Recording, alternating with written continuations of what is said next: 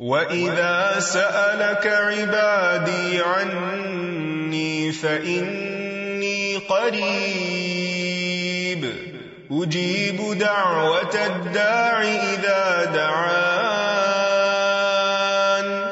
فَلْيَسْتَجِيبُوا لِي وَلْيُؤْمِنُوا بِي لَعَلَّهُمْ يَرْشُدُونَ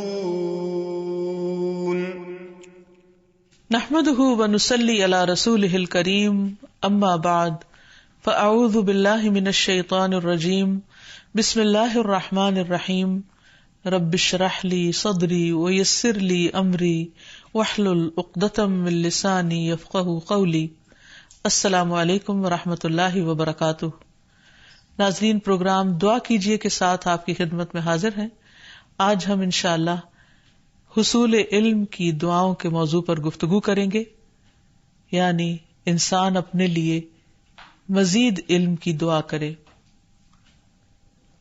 انسان کو ملنے والی نعمتوں میں سب سے بڑی نعمت علم ہے. علم کے بغیر انسان اندھیروں میں ہے، اور خصوصاً اس علم کے بغیر جس کا سورس وحی الہی ہے، جو اللہ سبحانہ وتعالی کی طرف سے ملتا ہے. اسی لیے نبی صلی اللہ علیہ وسلم کو یہ دعا سکھائی گئی، وَقُلْ رَبِّ زِدْنِي عِلْمًا، اور آپ کہہ دیجئے کہ اے میرے رب میرے علم میں اضافہ فرما. یعنی آپ کو یہ نہیں کہا گیا کہ آپ کہیے کہ اے رب میرے مال میں اضافہ فرما، یا میری اولاد میں اضافہ فرما، یا کسی اور چیز کی زیادتی کی دعا، بلکہ علم میں اضافے کی دعا. اس سے اندازہ ہو سکتا ہے کہ علم انسان کے لیے کتنا فائدہ مند ہے. اللہ سبحانہ وتعالیٰ سے دعا کرنے کے آداب ہمیں ہمیشہ یاد رکھنے چاہیے. اللہ تعالیٰ کی حمد و ثنا، یا رب لک الحمد کما ینبغی لجلال وجہک وعظیم سلطانک، اور پھر درود شریف پڑھنا نہیں بھولیے. جہاں تک علم کا تعلق ہے تو علم والے اور بغیر علم کے برابر نہیں ہو سکتے. قرآن مجید میں اللہ تعالیٰ فرماتے ہیں، قل هل يستوي الذین یعلمون والذین لا یعلمون، کیا وہ لوگ جو علم رکھتے ہیں اور وہ جو علم نہیں رکھتے برابر ہو سکتے ہیں؟ ہرگز نہیں. یرفع اللہ الذین آمنوا منکم والذین اوتوا العلم درجات، اللہ تعالیٰ ان لوگوں کے درجات بلند کرتا ہے جو ایمان لائے، اور جو علم دیے گئے ان کے درجات تو اور زیادہ بلند ہیں. اس لیے انسان کو ہمیشہ علم حاصل کرنے کا حریص بھی ہونا چاہیے، اس کی کوشش کرنی چاہیے، اور اس کے لیے دعا کرنی چاہیے. اللہ سبحانہ وتعالیٰ نے جو سب سے پہلی وحی نبی صلی اللہ علیہ وسلم پر اتاری تو اس میں بھی پڑھنے کی تلقین کی گئی. فرمایا، اقرأ بسم ربک الذی خلق خلق الانسان من علق اقرأ وربک الاکرم الذی علم بالقلم. پڑھیے اپنے رب کے نام سے جس نے پیدا کیا، انسان کو جمے ہوئے خون سے پیدا کیا. پڑھیے، اور آپ کا رب بہت کرم فرمانے والا ہے جس نے قلم کے ساتھ تعلیم دی ہے. تو اس سے یہ پتہ چلتا ہے کہ انسان کو پڑھنے اور لکھنے دونوں چیزوں کی طرف توجہ کرنی چاہیے، کیونکہ پہلی وحی میں ان دونوں چیزوں کا ذکر ساتھ ساتھ آیا ہے. پھر اسی طرح یہ ہے کہ سب سے پہلی تخلیق اللہ سبحانہ وتعالیٰ نے قلم کی ہے.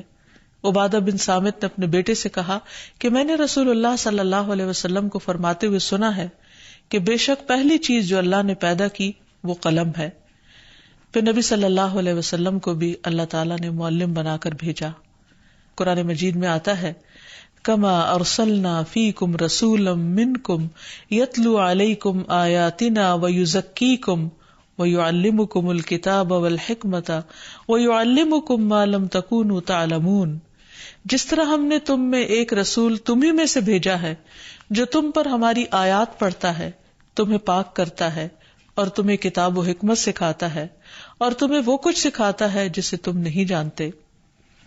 تو حقیقت یہ ہے کہ اللہ سبحانہ وتعالیٰ نے اہل ایمان پر بہت بڑا احسان کیا جب ان کے اندر ایک رسول بھیج کر ان کو یہ تمام چیزوں کی تعلیم دی اور ان کو سکھایا. اور اس میں آپ دیکھیے کہ خصوصاً کتاب و حکمت، یعنی صرف کتاب نہیں بلکہ حکمت بھی، اور پھر علم کے ساتھ ساتھ تزکیہ بھی کیا، کیونکہ علم بذات خود تزکیہ کرنے والی چیز ہے، تربیت کرنے والی چیز ہے، لیکن نبی صلی اللہ علیہ وسلم کو اس کام کے لیے خصوصی طور پر متعین کیا گیا. اور پھر علم سارے انبیاء کی وراثت رہی ہے. حدیث میں آتا ہے کہ بے شک علماء انبیاء کے وارث ہیں، اور بے شک انبیاء کی وراثت درہم و دینار نہیں ہوتی، بلکہ ان کی میراث علم ہوتا ہے. جس نے اسے حاصل کیا اس نے انبیاء کی وراثت میں سے بہت بڑا حصہ حاصل کیا. دنیا میں وراثت کا مال حاصل کرنے کے لیے انسان کیسی کیسی کوششیں کرتا ہے، لیکن انبیاء کی اس وراثت کو حاصل کرنے کا اس سے بھی زیادہ شوق ہونا چاہیے. اور انبیاء کی وراثت دین کا علم ہوا کرتا ہے. دنیا کا علم تو انسان اپنے فائدے کے لیے سیکھتا ہی ہے، اور اس کو چونکہ انسٹنٹ ریوارڈ ملتا ہے، فوری طور پر اس کے نتائج سامنے آتے ہیں، تو اس کے لیے انسان عموماً اس کو زیادہ مشکل نہیں ہوتی اس کو موٹیویٹ کرنے کی.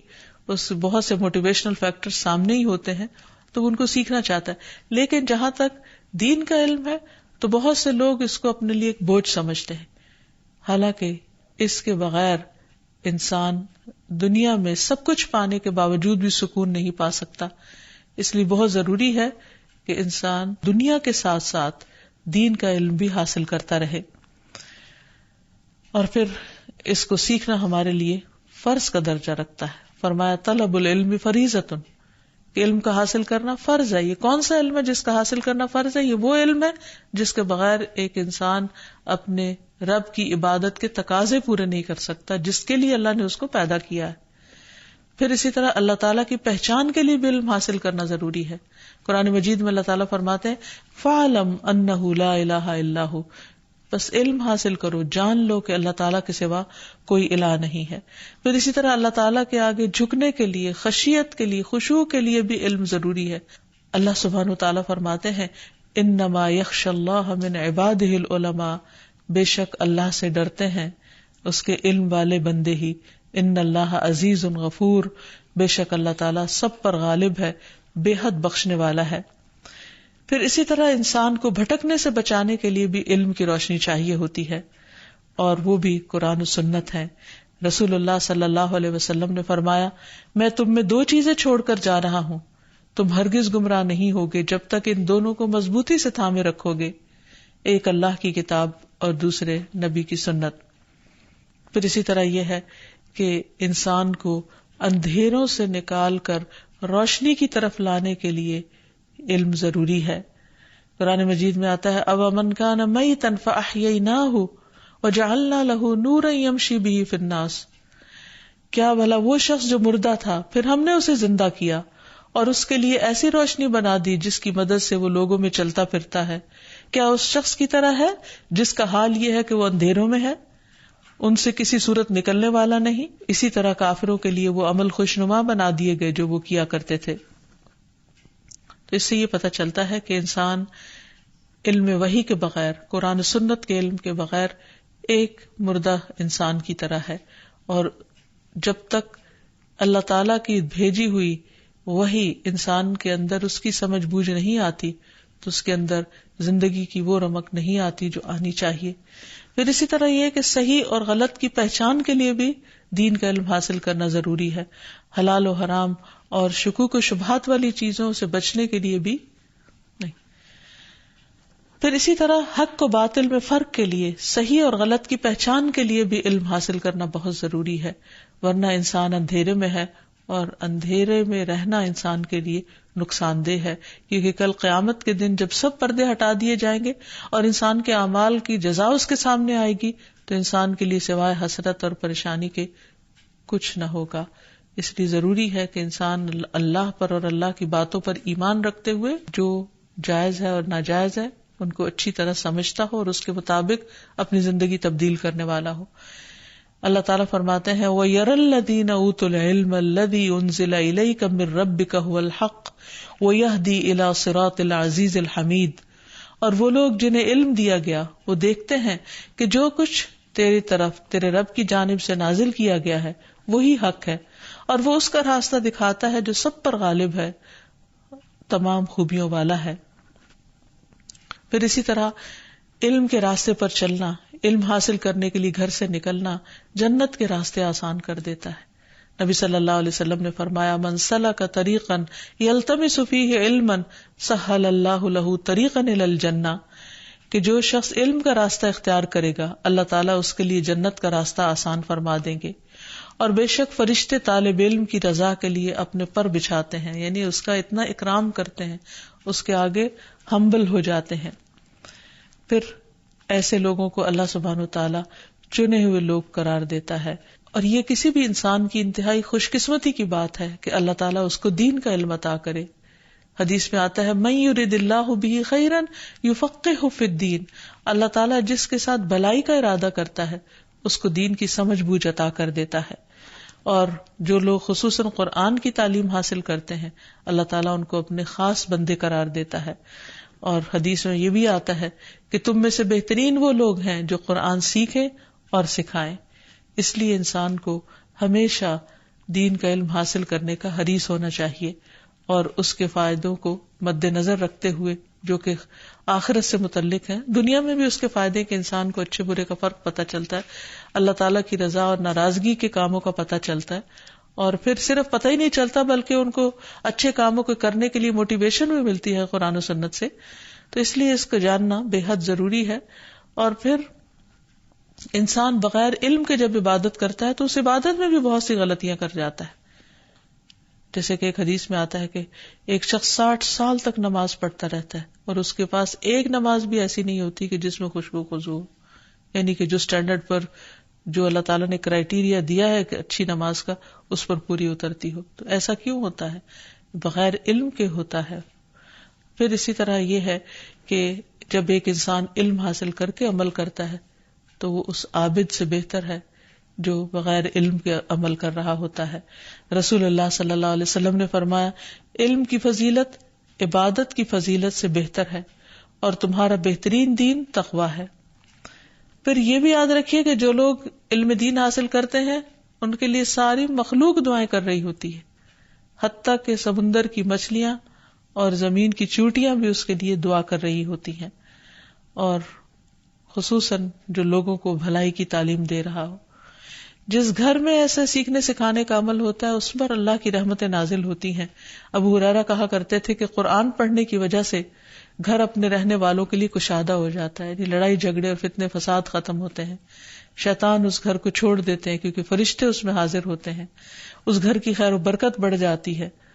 اور قرآن نہ پڑھنے کی وجہ سے گھر اپنے رہنے والوں کے لیے تنگ ہو جاتا ہے، فرشتے اس کو چھوڑ دیتے ہیں اور شیطان اس میں بسیرا کر لیتے ہیں اور اس کی خیر و برکت کم ہو جاتی ہے. پھر اسی طرح قرآن و سنت کی تعلیم دی دلائی جا رہی ہوتی ہے، وہاں پر رحمت اور سکینت نازل ہوتی ہے. پھر انسان کو ایسے علم کا مرنے کے بعد بھی فائدہ پہنچتا ہے، صدقہ جاریہ اس کے لیے بنتا ہے.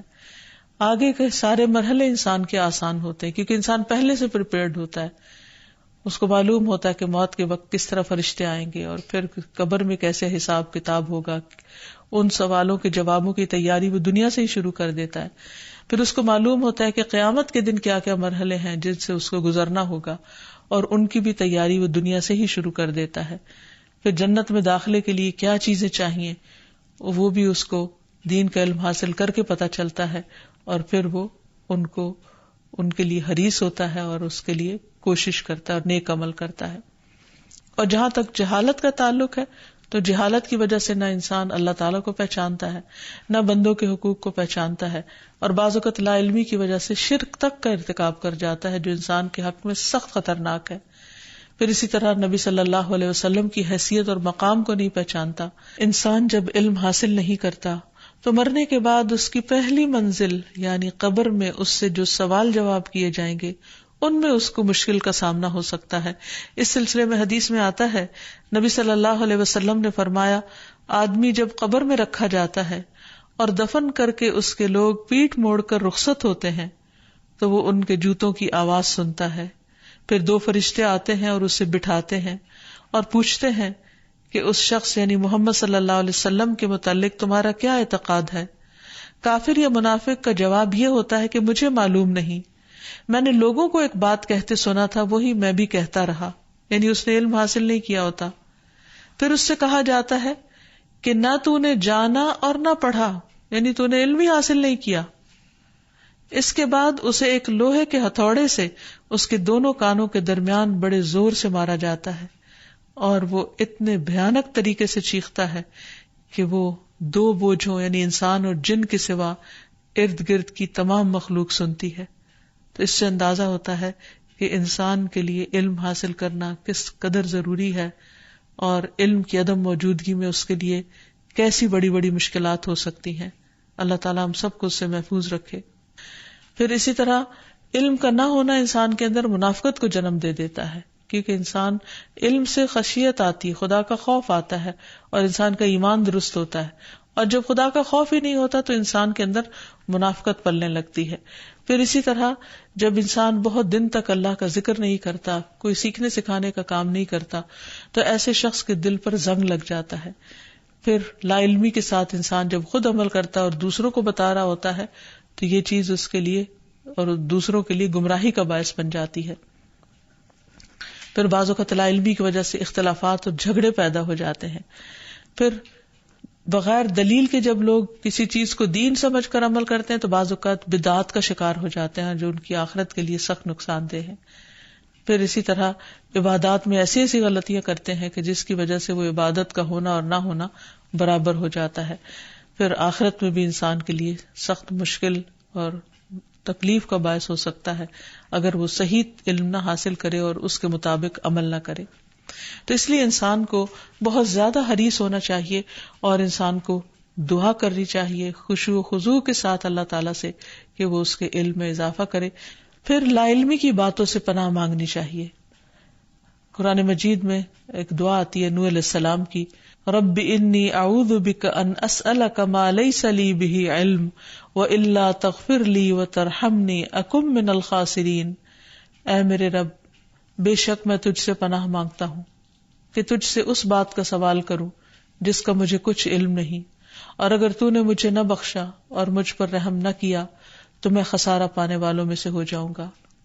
پھر اسی طرح لا علمی میں کیے گئے گناہ خصوصاً شرک سے بچنے کے لیے بھی دعا کرنی چاہیے۔ اللہم انی اعوذ بک ان اشرک بک وانا اعلم واستغفرک لما لا اعلم۔ اے اللہ، میں تیری پناہ چاہتا ہوں اس بات سے کہ میں جان بوجھ کر تیرے ساتھ کسی کو شریک کروں، اور جو میں نہیں جانتا ہوں اس کے لیے تجھ سے مغفرت کا طالب ہوں۔ واستغفرک لما لا اعلم۔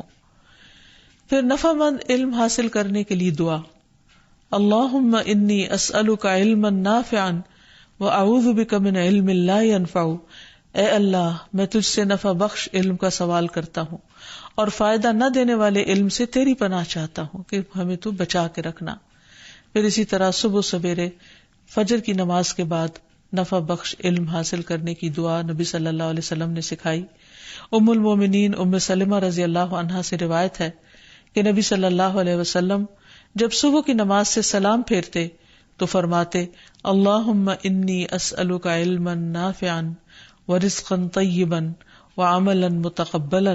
اے اللہ، میں تجھ سے فائدہ دینے والے علم، پاک رزق اور قبول ہونے والے عمل کا سوال کرتا ہوں۔ یعنی صبح سویرے انسان اپنے لیے کچھ ٹارگٹ سیٹ کرے اور پھر اس کے لیے دعا کرے، ان میں سے ایک علم کا حصول، دوسرے پاک حلال رزق، اور تیسرے وہ تمام کام جو اللہ کے حضور قبول ہو جائیں، یعنی اللہ کی پسند کے کام۔ پھر اسی طرح ایک اور دعا ہے، نبی صلی اللہ علیہ وسلم کہا کرتے تھے، اللہم انفعنی بما علمتنی وعلمنی ما ینفعنی وارزقنی علما تنفعنی بہ۔ اے اللہ، تو مجھے جو علم نصیب فرمائے اس سے مجھے فائدہ پہنچا، اور مجھے وہ علم دے جو مجھے فائدہ دے، اور مجھے ایسا علم دے جس کے ذریعے سے میں فائدہ اٹھا سکوں۔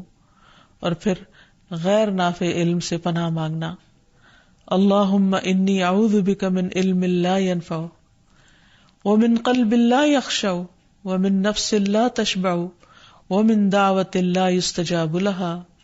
اے اللہ، میں تجھ سے ایسے علم سے پناہ مانگتا ہوں جو نفع دینے والا نہ ہو، اور ایسے دل سے جو ڈرنے والا نہ ہو، اور ایسے نفس سے جو سیر ہونے والا نہ ہو، اور ایسی دعا سے جو قبول ہونے والی نہ ہو۔ یعنی انسان اپنی عمر برباد کر دے، اپنا وقت لگا دے، اپنا مال لگا دے، اور وہ چیزیں سیکھتا رہے جو نہ اس کی دین میں فائدہ مند اور نہ دنیا میں فائدہ مند، نہ آخرت میں فائدہ مند۔ اور پھر اسی طرح انسان کا ایسا دل ہو کہ جو اللہ سے نہ ڈرے تو اس کا وہ بھی انسان کے لیے وبال ہے، کیونکہ انسان جب اللہ سے ڈرتا نہیں تو پھر ہر غلط کام اس کے لیے آسان ہو جاتا ہے، اور پھر انسان کی خواہشات جن کی کوئی لمٹ نہیں، ان پر بھی روک لگانے کے لیے اللہ تعالیٰ سے دعا کی گئی ہے. اور پھر دعاؤں کی قبولیت کی دعا کہ اللہ تعالیٰ ایسی دعائیں نہ کرے ہم جو تو سنے نہیں اور تو اسے قبول نہ فرمائے. پھر اسی طرح یہ ہے کہ انسان کو اپنے علاوہ دوسروں کو بھی جو دعائیں دے اس میں بھی علم کی دعا شامل کر دے، جیسے نبی صلی اللہ علیہ وسلم نے ابن عباس کے لیے دعا کی تھی کہ اللہم علمہ الکتاب، اے اللہ اسے کتاب کا علم عطا فرما. پھر اسی طرح آپ صلی اللہ علیہ وسلم نے ایک اور دعا حضرت ابن عباس کو دی تھی، اللہم فقہہ فی الدین وعلمہ التأویل، کہ اے اللہ اسے دین کی سمجھ عطا فرما اور کتاب کی تأویل یعنی تفسیر سمجھا دے. تو اللہ تعالیٰ سے دعا ہے کہ وہ ہم سب کو نفع مند علم عطا فرمائے جس کا فیض ہمیں دنیا میں بھی پہنچے اور آخرت میں بھی. وآخر دعوانا ان الحمد للہ رب العالمین. السلام علیکم ورحمۃ اللہ وبرکاتہ.